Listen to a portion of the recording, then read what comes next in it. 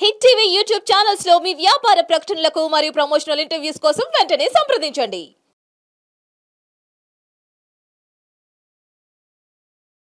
పాదాభివందనం చేస్తుంటారు పెద్దవాళ్ళకి, గురువులకి, అందరికి కూడా. దీనివల్ల ప్రయోజనాలు ఏమైనా ఉన్నాయా? అంటే శుభకార్యాల్లో పెద్దల ఆశీర్వాదం తీసుకోవడం అనేది, చిన్నవారు పెద్దవాళ్ళకి నమస్కారం చేయడం అనేది ఒక ఆనవాయితీ.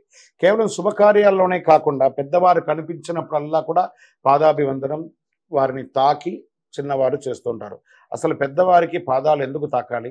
భారతీయ సంప్రదాయంలో పెద్దవారి పాదాలు తాకడం అనేది గౌరవ సూచకంగా చెప్పడం జరుగుతుంది. ఉన్న పురాతనంగా వస్తున్నట్టు ఇది. అయితే కొందరు అడుగులను అపరిశుభ్రంగా భావిస్తూ ఉంటారు. పాదాలు తాకడం వెనక ఎన్నో అద్భుతమైనటువంటి ప్రయోజనాలు అర్థమై ఉన్నాయి. పెద్దవారి పాదాలు తాకాలంటే మన అహంకారం వదిలి తల వంచడం, అది ఒకటి.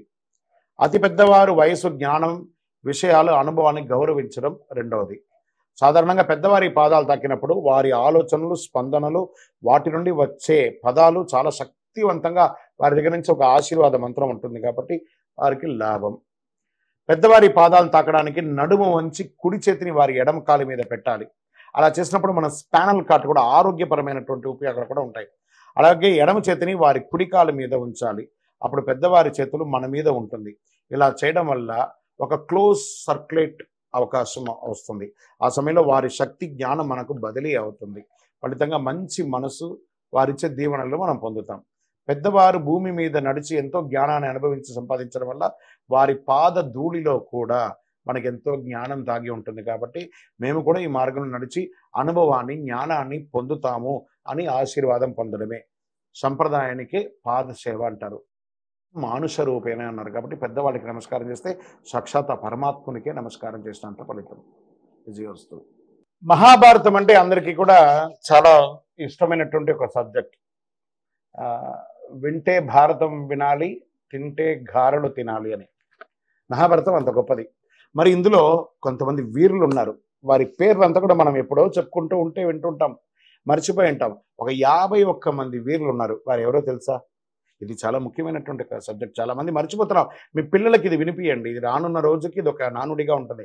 మనమందరం ముఖ్యంగా మన పిల్లలకి తెలియజేయాల్సిన అవసరం ఎంతైనా ఉంది. తప్పనిసరిగా తెలుసుకోవాలి. ఆలోచన దీంట్లో పెట్టండి. ఆ వీరుల యొక్క పేరుని మనం తెలుసుకుంటాం. కావాలంటే నోట్ చేసుకోండి. సత్యవతి, సంతనుడు, భీష్ముడు, వ్యాసుడు, ధృతరాష్ట్రుడు, పాండురాజు, కుంతీదేవి, గాంధారి, శకుని, కర్ణుడు, ద్రోణాచార్యుడు, శ్రీకృష్ణులు, ధర్మరాజు, భీముడు, అర్జునుడు, నకులుడు, సహదేవుడు, దుర్యోధనుడు, దుశ్శాసనుడు, భానుమతి, అశ్వత్థామ, వసుదేవుడు, శిశుపాలుడు, రుక్మిణీదేవి, కీచకుడు, బలరాముడు, ఏకలవ్యుడు, దేవేంద్రుడు, ఉత్తర, ఘటోద్గచుడు, సైంధవుడు, హిడింబి, ద్రుపదుడు, అభిమన్యుడు, శల్యుడు, ఉగ్రసేనుడు, దుర్వాసుడు, సాత్యకి, కృపాచార్యుడు, జరాసంధుడు, కంసుడు, ఉపపాండవులు, పరీక్షిత్తు మహారాజు, సంజయనుడు, నలుడు, పురోచనుడు, విదురుడు, అంబిక, అంబాళిక, యశోద, దుశ్శల, వీళ్ళందరూ కూడాను ఏదో రకంగా ఈ మహాభారతంలో ఏదో ఒక యుద్ధం, ఏదో ఒక వ్యవహారం చేసిన వాళ్ళే. అంత అద్భుతమైనటువంటి విషయం.